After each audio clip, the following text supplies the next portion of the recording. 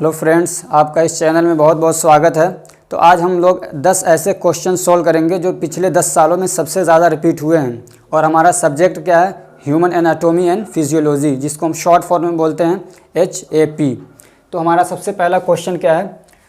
Discuss structure of a cell with well labelled diagram, give the function of its component. ये कह रहे हैं कि एक सेल का लेबल डायग्राम बनाइए और उसके जो कंपोनेंट्स हैं उनके फंक्शन बताइए कि वो क्या क्या काम करते हैं। तो चलिए हम लोग सबसे पहले एक लेबल डायग्राम बनाते हैं।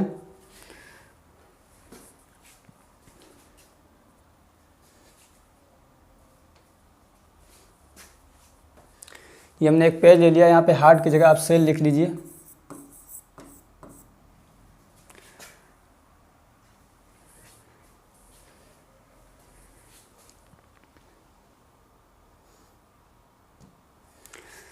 तो सबसे पहले आप एक ऐसे सर्कल बना लीजिए।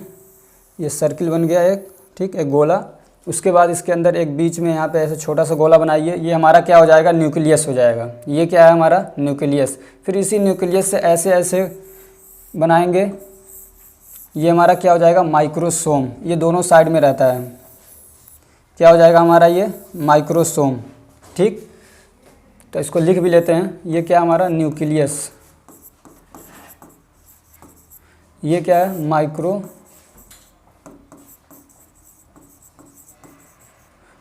या माइक्रोसोम हो गया, न्यूक्लियस हो गया ये, ठीक है। इसके अंदर एक होता है लाइसोसोम। क्या हो गया? लाइसोसोम।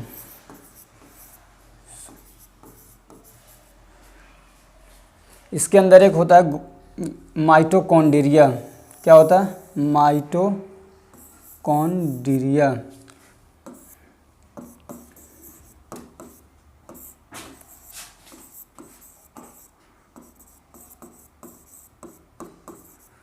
एक होता है इसके अंदर गोल्जी बॉडी।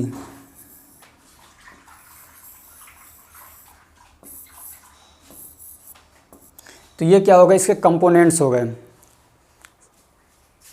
ये क्या है? इसके कंपोनेंट्स। इतने कंपोनेंट्स बहुत हैं इसके।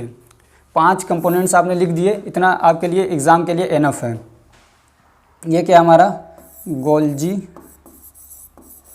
बॉडी या गोल्जी कॉम्प्लेक्स भी बोलते हैं इसको, या गोल्जी एपरेटस भी बोलते हैं। ठीक, हिंदी में बोलेंगे गोल्जी काय। अब इनके हम फंक्शन देख लेते हैं क्या क्या हैं। इनके फंक्शन क्या क्या हैं, यानी इनके जो ये कंपोनेंट्स हैं ये क्या काम करते हैं। तो सबसे पहले हम लोग ले लेते हैं लाइसोसोम। किसको? लाइसोसोम। लाइसोसोम के अंदर क्या होता है? इंजाइम्स होते हैं। लाइसोसोम के अंदर क्या होते हैं? इंजाइम्स होते हैं, जिनको बोलते हैं इलेक्ट्रोलाइटिक इंजाइम। वो कुछ केमिकल होते हैं। उनका काम क्या है? ये फेगोसाइटोसिस का काम करता है। इसका फंक्शन क्या है? इसके फंक्शन में लिखेंगे कि ये फेगोसाइटोसिस करता है। It works phagocytosis.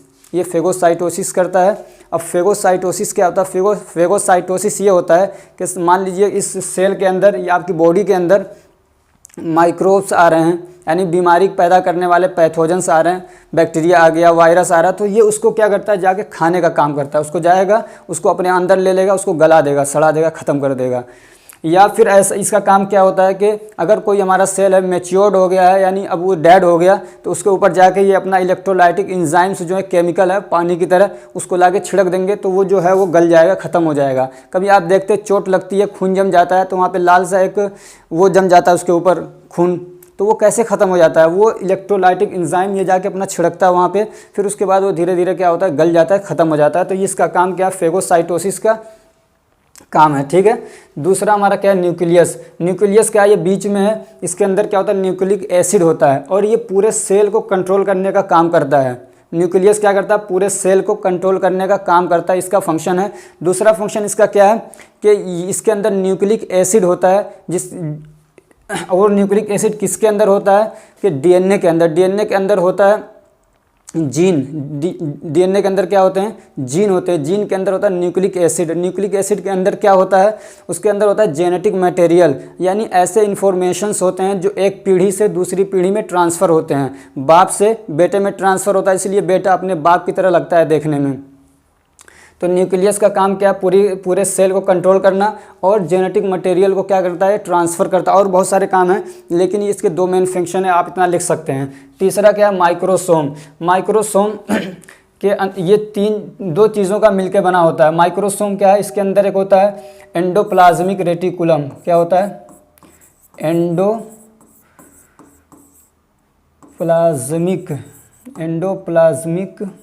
रेटिकुलम,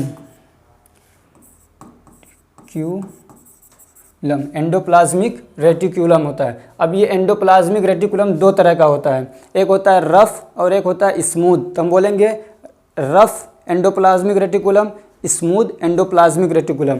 और इसी के अंदर एक और होता है, इसको बोलते हैं राइबोसोम। क्या होता है, इसी के अंदर होता है राइबोसोम।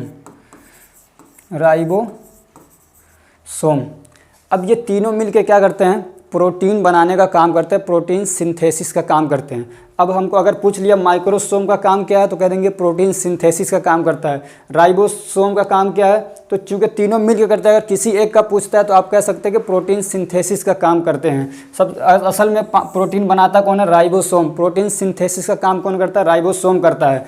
और ये क्या करता है, एंडोप्लाज्मिक रेटिकुलम, इसके पास जगह होती है, रफ एक होती है जगह प्लेन बिल्कुल, एक होती है सरफेस, एक प्लेन जगह होती है और एक रफ जगह होती है, खुरदुरी जगह होती है। तो प्लेन वाली जगह में क्या होता है, प्रोटीन बनता है और आ जाता है कहाँ पे, रफ वाली जगह में। ठीक है, तो इसका काम क्या है, प्रोटीन बनाना। ये तीनों मिलकर क्या करते हैं, प्रोटीन बनाते हैं। अब हमारा क्या, माइटोकॉन्ड्रिया। इससे रिलेटेड हम इसको पहले पढ़ना, गोल्जी बॉडी। यहाँ पे प्रोटीन बन गया, ये से इसको दिखाया जाता है, ये प्रोटीन बन गया। ठीक, अब ये प्रोटीन बन गया तो ये इधर उधर तो जाएगा नहीं, कहाँ रहेगा, तो उसको लेके आता है कौन, गोल्जी बॉडी। गोल्जी बॉडी के पास बहुत सारे बैग्स होते हैं, बहुत सारे थैले होते हैं, बहुत सारी बोरियां होती हैं। उसके अंदर लाके, जैसे आप देख पा रहे होंगे, ये इसके अंदर लाके सारे प्रोटीन को ये क्या करता है, पैक कर लेता है, जमा कर लेता है। और जहाँ पे ज़रूरत होती है हमारी बॉडी के जिस पार्ट को, वहाँ पे पहुँचाने का काम करता है कौन, गोल्जी बॉडी। तो गोल्जी बॉडी क्या करता है, ये प्रोटीन को अपने पास स्टोर करने का काम करता है और जहाँ पे ज़रूरत होती है वहाँ पे क्या करता है, लाके उसको पहुँचा देता है। हमारा हो गया माइटोकॉन्ड्रिया। माइटोकॉन्ड्रिया क्या है, ये एनर्जी बनाने का काम करता है। क्या बनाता है, एनर्जी। इसको एटीपी बोलते हैं हम लोग, एडिनोसिन ट्राइफॉस्फेट। ये एटीपी बनाने का काम करता है कौन, माइटोकॉन्ड्रिया। अब कैसे बनाता है ये, इसके पास होता है ग्लूकोज। ग्लूकोज को पकाने के लिए, जैसे हम लोग अपना खाना पकाते हैं, हमको चाहिए ऑक्सीजन आग जलाने के लिए, ऐसे ही इसको अपना क्या है, खाना बनाने के लिए क्या चाहिए, ऑक्सीजन चाहिए। इसके पास है ग्लूकोज C6H12O6, C6H12O6। अब इसको तोड़ने के लिए, इसको पकाने के लिए, हम बोल सकते हैं कि इसको बर्न करने के लिए, तो हम इसको अपने देसी लैंग्वेज में बोलेंगे, इसको पकाने के लिए, इसको तोड़ने के लिए क्या करता है ये, ऑक्सीजन। जैसे इसके पास ऑक्सीजन मिलता है तो ये क्या होता है, टूट जाता है। टूट के क्या बनेगा, ये CO2, carbon dioxide plus H2O। और क्या बनेगा, ATP, जो इसको चाहिए, क्या है, ATP, एडिनोसिन ट्राइफॉस्फेट बन जाता है। ये एनर्जी है। अब ये एनर्जी को स्टोर करके रखता है और जहाँ भी हमारी बॉडी के जिस पार्ट को ज़रूरत होती है एनर्जी की, वहाँ पे लाके एनर्जी देता है। इसीलिए इसको बोला जाता है कि पावर हाउस ऑफ सेल। इसके पास पूरी एनर्जी है, पूरे सेल को भी एनर्जी देता है, पूरी बॉडी को पहुँचाने का काम करता है। माइटोकॉन्ड्रिया एनर्जी देता है, इसलिए बोलते हैं क्या, इसको पावर हाउस ऑफ सेल। और क्या होता है यहाँ पे ब्रेक डाउन होता है किसका, ग्लूकोज का ब्रेक डाउन होता है किसके अंदर, माइटोकॉन्ड्रिया के अंदर। और इसका नाम क्या है, चीफ। इसको कभी पावर हाउस ऑफ सेल बोलते हैं या चीफ एनर्जी ऑफ सेल बोलते हैं, कि एनर्जी का काम कौन करता है, सबसे हेड कौन है, ये है।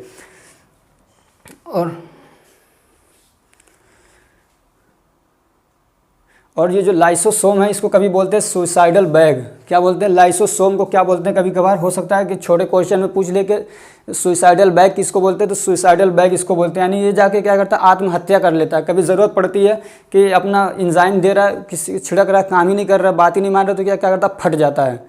ये क्या करता है, अपना पूरा जो इसका एक थैली सी है जिसके अंदर इलेक्ट्रोलाइटिक एंजाइम्स हैं, समझ लीजिए बारूद हैं, तो ये जब नहीं मानते इसकी बात, तो फिर ये क्या करता है, पूरा फाड़ देता है अपने आप को। जब ये फटता है तो पूरा सेल क्या होता है, डिस्ट्रॉय हो जाता है। इसलिए इसको बोलते हैं सुसाइडल बैग। तो इतना आपको समझ में आ गया होगा। चलिए हम अपना दूसरा क्वेश्चन देखते हैं। तो हमारा दूसरा क्वेश्चन क्या है, क्वेश्चन नंबर 2 है, discuss structure and function of various part of heart and cardiac cycle physiology. ये कह रहे हैं कि जो पार्ट के अलग अलग ये हमारे हार्ट के अलग अलग जो पार्ट हैं उसको बताइए, उसका स्ट्रक्चर बनाइए। अगर कहे कभी ऐसा कहे कि ड्रॉ स्ट्रक्चर, तो स्ट्रक्चर भी बनाना पड़ेगा। लेकिन अगर स्ट्रक्चर ड्रॉ करने के लिए ना कहे तो खाली उसका पार्ट भी बना सकते हैं, लेकिन स्ट्रक्चर बनाने की कोशिश करिए ज़्यादा से ज़्यादा, क्योंकि उस पर नंबर अच्छे मिलते हैं। तो स्ट्रक्चर बनाना भी सीखेंगे हम लोग। तो कह रहे हैं कि उसका स्ट्रक्चर बताइए, अलग अलग पार्ट के नाम बताइए, और कैसे ये काम करता है उसकी फिजियोलॉजी बताइए। ये कैसे काम करता है इसकी फिजियोलॉजी बताइए। तो चलिए हम लोग देख लेते हैं, एक बार इसका स्ट्रक्चर बना लेते हैं।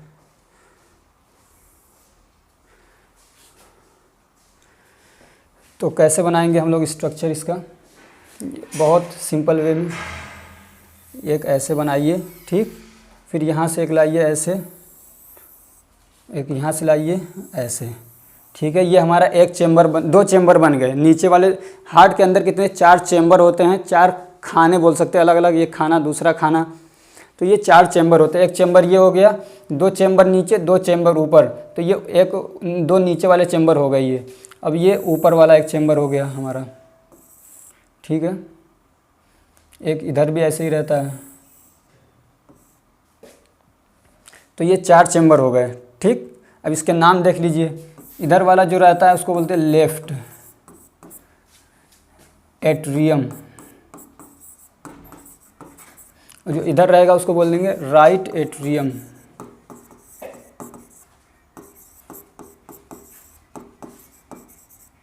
ठीक। अब जो नीचे वाला है तो इधर लेफ्ट में, तो इसको बोल देंगे, हम शॉर्ट में लिख रहे हैं, लेफ्ट वेंट्रिकल। अब इधर राइट में है तो इसको लिख देंगे हम लोग राइट वेंट्रिकल, ठीक है। तो ये क्या हो गया, राइट वेंट्रिकल हो गया। अब ये 4 नाम याद हो गए होंगे आपको, ठीक है। ऐसे ही बनाएंगे तो आसानी से याद हो जाएगा।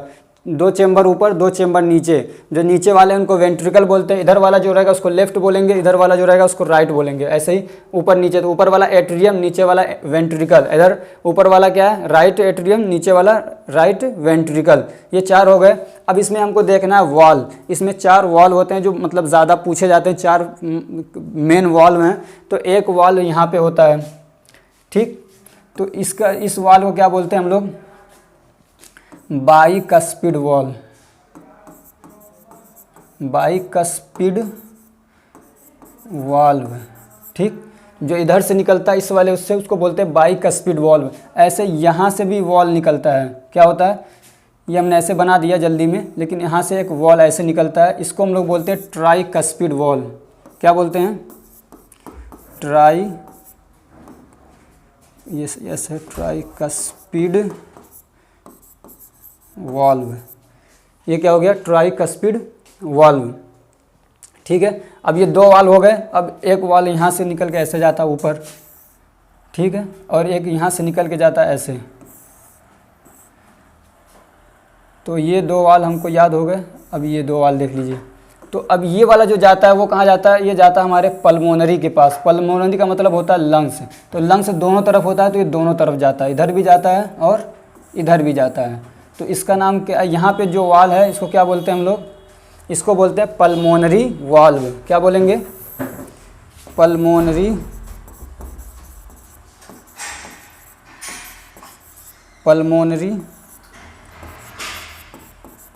वाल्व। क्योंकि ये जा रहा है हमारे लंग्स के पास, और लंग्स को क्या बोलते हैं, पल्मोनरी बोलते हैं, तो इसको बोलेंगे पल्मोनरी वाल्व। इधर भी जाता है, लंग्स दोनों साइड में होता है, इधर भी होता है इधर भी होता है, इसलिए दोनों तरफ हमने क्या कर दिया, पल्मोनरी वाल्व कर दिया। अब ये जो नस जा रही है जिसको हम लोग बोलते हैं आर्टरी, तो पल्मोनरी की तरफ जाती है तो उसको बोलते हैं पल्मोनरी आर्टरी, ठीक। अब यहाँ से एक निकल रहा है, तो इस वाले वाल्व को क्या बोलते हैं हम लोग, ये जाता है हमारी पूरी बॉडी के अंदर, और जो नस पूरी बॉडी में ब्लड को लेके जाती है उसको हम लोग बोलते हैं ओर्टा, ऐसे लिखते हैं ओर्टा, ठीक। ये क्या करेगा, ये पूरी बॉडी के अंदर ब्लड को लेके जाता है। तो यहाँ पे जो वाल्व है उसको हम लोग बोलते हैं ऑर्टिक वाल्व। क्या बोलेंगे, ऑर्टिक वाल्व। और ये जो यहाँ से वेसल जा रही है, ब्लड वेसल्स, इसको बोलते हैं ऑर्टिक वेसल्स। तो इतने आपको पार्ट से, इतने जो मतलब वो बताया ना, जो एनाटॉमी में आपको इतने पार्ट लिखना, इतना बहुत है, इससे ज़्यादा लिखने की ज़रूरत नहीं है, इतना भी लिख देंगे तो बहुत है, ठीक है। अब हमको देख लेते हैं कि ये काम कैसे करता है, इसकी फिजियोलॉजी क्या है। तो एक बात ध्यान रखिए, जब हमारे ब्लड हमारी बॉडी में गया, यूज़ हुआ, उसके अंदर कार्बन डाइऑक्साइड आ गया, तो कार्बन डाइऑक्साइड को निकालना है बाहर, तो वो डायरेक्ट लंग्स के अंदर नहीं जाता है, बल्कि ब्लड डायरेक्ट कहाँ आएगा, हमारे हार्ट के अंदर आएगा। और कहाँ पे आएगा, इस वाले चैम्बर में, यहाँ पे आएगा, राइट एट्रियम के अंदर। कहाँ पे आता है ब्लड, पूरी बॉडी से कार्बन डाइऑक्साइड को लेके आएगा बाहर निकालने के लिए, तो सबसे पहले इसमें आएगा, राइट एट्रियम के अंदर। राइट एट्रियम में जब आता है तो इसके अंदर भरता है, इसके अंदर जब भरने लगता है तो यहाँ पे एक नोड होता है। नोड मतलब एक टिश्यू है, कुछ सेल्स का एक क्लस्टर है, कुछ सेल का ग्रुप है, एक टिश्यू है यहाँ पे, इसको बोलते हैं SA नोड। क्या बोलते हैं, SA नोड, साइनोएट्रियल नोड। तो ये नोड क्या करता है, जब इसके अंदर प्रेशर, इसके अंदर ब्लड भरने लगता है, तो इसको पता चल जाता है कि इसके अंदर ब्लड भर रहा है, तो ये क्या करता है, एक इम्पल्स रिलीज करता है, जिसको बोलते हैं इलेक्ट्रिक इम्पल्स, एक मैसेज भेजता है, तब इसके अंदर कॉन्ट्रैक्शन होने लगता है। कॉन्ट्रैक्शन मतलब सिकुड़ने लगता है। जब ये सिकुड़ता है तो ये वाला वॉल क्या होता है, खुल जाता है और ब्लड इसके अंदर आ जाता है। ठीक, जब इसके अंदर कॉन्ट्रैक्शन होता है उसी टाइम इसके अंदर भी क्या होता है, कॉन्ट्रैक्शन होता है। ये इम्पल्स जब यहाँ पे भेजता है तो इधर भी भेजता है, तो इधर जो ब्लड है वो इसके अंदर आ जाता है, नीचे इस वाले चैम्बर के अंदर, यानी लेफ्ट वेंट्रिकल के अंदर इधर भी आ गया ब्लड, नीचे इधर भी आ गया। अब क्या होता है, जब इसके अंदर ब्लड भरने लगता है तो एक यहाँ पे होता है नोड, जिसको बोलते हैं AV नोड। क्या बोलते हैं, AV नोड। ठीक, AV नोड।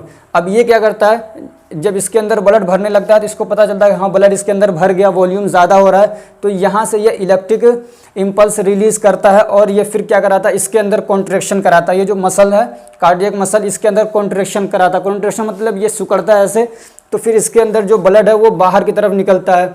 तो इधर वाला जो है वो कहाँ जाता है, हमारे लंग्स के अंदर, यहाँ से जाएगा लंग्स के अंदर, और इधर से जब जाता है तो वो कहाँ जाता है, हमारे पूरी बॉडी के अंदर। फिर पूरी बॉडी में गया वो, तो ये साइकिल चलते रहता है। ये साइकिल क्या होता है, ऐसे चलता है, पूरी बॉडी में गया, फिर वहाँ से वो कहाँ जाता है, पूरी बॉडी में जहाँ पे कार्बन डाइऑक्साइड को लिया, वेस्ट मटेरियल को लिया, तो वेस्ट मटेरियल जाकर वो कहाँ, किडनी के अंदर छन जाता है, वहाँ से किडनी निकाल लेता है। फिर वो ब्लड आता है हमारे लीवर के पास, ऐसे घूमता हुआ वो कहाँ फिर आएगा, फिर डायरेक्ट लंग्स के पास नहीं जाएगा, बल्कि डायरेक्ट वो आएगा इसके अंदर, कहाँ पे, राइट एट्रियल के अंदर। फिर यहाँ पे मैसेज मिलेगा इसको, ये वॉल खुलेगा, कॉन्ट्रैक्शन होगा, फिर यहाँ पे आएगा, फिर यहाँ से जाएगा कहाँ, लंग्स के अंदर। लंग्स के अंदर प्यूरीफाई होगा, फिर वहाँ से वो आता है कहाँ पे, इसके अंदर। लंग्स के अंदर जब प्यूरीफाई होता है तब इसके अंदर आता है ब्लड, इसलिए यहाँ पे दो नसें इधर से निकलती हैं, दो यहाँ से। ये कहाँ से आ रही हैं, ये हमारे लंग्स के अंदर से, दोनों साइड में लंग्स है। जाती तो एक वेसल है, एक नस उधर जाती है, लेकिन उधर से जब ब्लड आता है तो दो नसों में आता है, दो इधर से, दो इधर वाले लंग्स से, इसलिए यहाँ पे दो बनाते हैं। ये जो है ये इसके अंदर नहीं आ रहा, बल्कि ये नीचे नीचे इसी के अंदर आके दो इधर से नसें आ रही, दो इधर से। इसको हम लोग बोलते हैं पल्मोनरी वेन, पल्मोनरी वेन्स। तो ये दो इधर हैं, दो इधर हैं, ये दोनों इसी के अंदर, दो इधर से और दो इधर से, चारों इसी के अंदर आती हैं, और फिर यहाँ से ब्लड इसके अंदर आता है, जो इसके अंदर ऑक्सीजन मिला हुआ है। ऑक्सीजन उसको कहाँ से मिलता है, लंग्स के अंदर से मिलता है। तो ये आपको फिजियोलॉजी समझ में आ गई होगी। फिजियोलॉजी में मैंने बताया कि ये SA नोड है, ये AV नोड है। ये कैसे काम करते हैं कि ब्लड इसके अंदर आता है, फिर यहाँ से इम्पल्स रिलीज होते हैं, फिर कॉन्ट्रैक्शन होता है, फिर ये ब्लड पंप होता है इधर से, कॉन्ट्रैक्शन होने के बाद तो पूरी बॉडी में जाता है। ये इसकी फिजियोलॉजी है, शायद कि आपको समझ में आ गया होगा। हमारा तीसरा क्वेश्चन क्या है,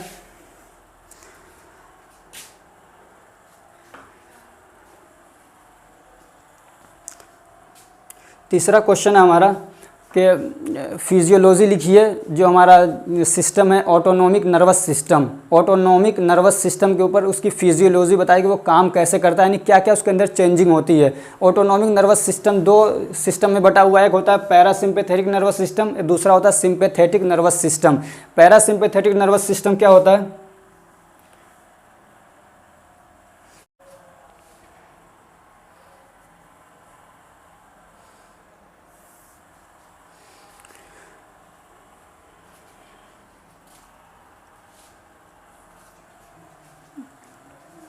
पैरासिम्पैथेटिक नर्वस सिस्टम वो होता है कि जब हमारी बॉडी मतलब नॉर्मल कंडीशन में होती है, कोई मतलब उसके अंदर कोई डर नहीं है, कोई दबाव नहीं है, कोई फ्राइट नहीं है, तो जैसे तो वो उस कंडीशन में होती है, उसको बोलते हैं डाइजेस्ट और रेस्ट कंडीशन, कि सारे हमारे फंक्शन क्या अच्छे से काम कर रहे हैं। और दूसरी कंडीशन ऐसी होती है कि जब हम कोई आदमी कोई डर जाता है, या सांप देख लिया, शेर देख लिया, तो क्या होता है, डरता है तो उसके अंदर कुछ अलग चेंजेस होते हैं। तो ऐसी जो कंडीशन होती है उसको हम लोग बोलते हैं सिंपैथेटिक नर्वस सिस्टम या सिंपैथेटिक कंडीशन। तो अब देखते हैं कि इन कंडीशन में क्या क्या चेंजिंग आती है। तो जब नॉर्मल कंडीशन होता है तो उसमें हमारा जो आँख की पुतली है, जिसको हम पुपिल बोलते हैं, वो क्या होता है, नॉर्मल कंडीशन में होता है, उसको बोलते हैं कॉन्स्ट्रिक्ट ऑफ पुपिल। ठीक है, हम यहाँ से शुरू करेंगे। सबसे पहला क्या होता है, कॉन्स्ट्रिक्ट ऑफ पुपिल। फिर उसके बाद क्या होता है कि हमारा जो माउथ है उसके अंदर सलाइवरी ग्लैंड होता है, सलाइवरी ग्लैंड से क्या होता है, सलाइवा रिलीज होता है। तो वो सलाइवा क्या होता है, रिलीज होता रहता है। तो उसको हम लोग क्या बोलते हैं, इंक्रीज ऑफ सलाइवा प्रोडक्शन या स्टिमुलेट ऑफ सलाइवेशन, के सलाइवा क्या होता है, हमारा निकलता रहता है। तीसरा क्या, अब हम आ जाएंगे नीचे की तरफ, हमारा हार्ट है, तो हार्ट बीट जो क्या है वो नॉर्मल रहता है, उसको बोलते हैं लो हार्ट बीट। ठीक है, हमारा हार्ट बीट क्या होता है, नॉर्मल रहता है। ये कौन से कंडीशन में, पैरासिम्पैथेटिक नर्वस सिस्टम वाला जो कंडीशन है उसमें। ठीक है, अब हार्ट के बाद क्या हमारा लंग्स आता है। तो लंग्स के अंदर जो हमारी ब्रोंकाई होती है, यानी जो हवा जाने वाली पाइप है उसको ब्रोंकाई बोलते हैं। तो वो अपने नॉर्मल कंडीशन में होता है, उसको बोलते हैं कॉन्स्ट्रिक्ट है वो, यानी डायलेट नहीं है, बहुत खुला हुआ नहीं है, कॉन्स्ट्रिक्ट है, अपनी नॉर्मल कंडीशन में है। उसके बाद और नीचे जाएंगे तो हमारा स्टोमक है, स्टोमक अपना एक्टिविटी करता रहता है, यानी HCl रिलीज़ करना है, और क्या कहते हैं, रेनिन निकलता है, जो मतलब हमारे जो दूध के अंदर कैसिन प्रोटीन होता है उसको वो डाइजेस्ट करने का काम करता है। तो ये सारे काम होते रहते हैं। तो अपना स्टोमक क्या है, वो अपनी एक्टिविटी करता रहता है। उसके बाद क्या, हमारा लीवर से गॉल ब्लैडर जुड़ा रहता है, उसके अंदर बाइल जूस निकलता है, वहाँ पे जमा होता है, तो वो भी निकलता रहता है, अपना काम वो करता रहता है। उसके बाद क्या है, हमारी किडनी है, तो किडनी भी अपना काम क्या है, वहाँ से किडनी भी अपना काम करती रहती है। और क्या है, और हमारा ब्लैडर है, तो ब्लैडर क्या है, वो मतलब ब्लैडर हमारा जो है वो कॉन्स्ट्रिक्ट रहता है, मतलब वो फैला नहीं रहता बल्कि कॉन्स्ट्रिक्ट रहता है, नॉर्मल कंडीशन में रहता है। अब जब पैरा सिंपैथेटिक कंडीशन में ये सब कुछ हो गया, जब सिंपैथेटिक कंडीशन आता है, यानी आदमी डर जाता है, यानी उसमें बोलता है फ्राइट, फाइट एंड फ्लाइट, कि आदमी या तो हवाई जहाज़ में उड़ रहा है तब उसकी कंडीशन कुछ चेंज होती है, या वो डर गया तब, या कहीं लड़ाई हो गई तब। तो ऐसे कंडीशन में क्या होता है, तो इसी का जैसा हमने बताया इसका उल्टा, तो पुपिल हमारा कॉन्स्ट्रिक्ट है, सिकुड़ा हुआ है, तो पैरा सिंपैथेटिक कंडीशन में क्या होगा, वो क्या होगा, डायलेट हो जाएगा, यानी उसकी साइज़ उसका बड़ा हो जाएगा। दूसरा हमारा सलाइवा है, वो रिलीज़ हो रहा था, तो सलाइवा क्या होगा, इनहिबिट हो जाएगा, उसका सिक्रेशन क्या होगा, सिक्रेशन उसका इनहिबिट हो जाएगा, तो कहेंगे इनहिबिट सलाइवा सिक्रेशन। उसके बाद क्या हमारा हार्ट है, तो हार्ट बीट हमारा नॉर्मल था, स्लो था, तो अब इसमें क्या करेंगे, heart beat increase, heart beat क्या हो जाएगा, बढ़ जाएगा। उसके बाद क्या हमारा लंग्स है, तो लंग्स की ब्रोंकाई कॉन्स्ट्रिक्ट थी, तो वो क्या हो जाएगी, इसमें डायलेट हो जाएगी, तो कहेंगे डायलेट एयरवेज या डायलेट ब्रोंकाई। उसके बाद हमारा क्या स्टोमक है, तो स्टोमक अपना काम कर रहा था, तो हम यहाँ पे कहेंगे कि इनहिबिट एक्टिविटी ऑफ स्टोमक। फिर उसके बाद हमारा जो लीवर है वो अपना काम कर रहा था, तो उसको भी कहेंगे कि इनहिबिट फंक्शन ऑफ लीवर। फिर इंटेस्टाइन जो हमारा काम कर रहे थे वो अपना मतलब डाइजेशन का और एब्जॉर्प्शन का पैरासिम्पैथेटिक सिस्टम में, तो इसमें क्या होगा, वो इंटेस्टाइन जो हमारे वो काम करना बंद कर देंगे। ऐसे जो हमारी किडनी थी वहाँ पे वो काम नहीं कर रही थी, लेकिन जो किडनी नहीं बल्कि किडनी के ऊपर होता है ग्लैंड, जिसको हम लोग बोलते हैं एड्रीनल ग्लैंड, तो एड्रीनल ग्लैंड उधर काम नहीं कर रहा था, लेकिन इस वाले कंडीशन में एड्रीनल ग्लैंड क्या करता है, काम करने लगता है। वो क्या करता है, वो हार्मोन रिलीज़ करता है जिसका नाम है नॉरएपिनेफ्रिन और एपिनेफ्रिन, जिसको हम लोग बोलते हैं स्ट्रेस हार्मोन, यानी आदमी को स्ट्रेस देता है, घबराहट वाला कंडीशन में लाता है, तो वो हार्मोन रिलीज़ होना शुरू हो जाता है। और क्या होता है, हमारा जो ब्लैडर है, जो पेशाब की थैली है जिसको ब्लैडर बोलते हैं, मूत्राशय बोलते हैं, वो क्या होता है, डायलेट हो जाता है, यानी उसका साइज़ बड़ा हो जाता है। तो ये सारे चेंजेस आते हैं पैरासिम्पैथेटिक कंडीशन में। तो ये आपको समझ में आ गया होगा। ऐसे ही आप अपने ऊपर से याद करते जाएंगे, पहले आँख है, फिर सलाइवा है, फिर हार्ट है, फिर लंग्स है, तो अच्छे से आपको याद हो जाएगा।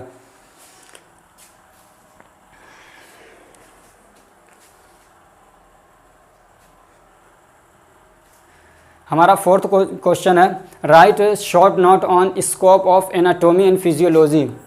हमको क्या करना है, एक शॉर्ट नोट लिखना है एनाटॉमी और फिजियोलॉजी के स्कोप के ऊपर, कि इसका क्या स्कोप है, क्या प्रयोग है, कहाँ कहाँ पे ये काम आता है।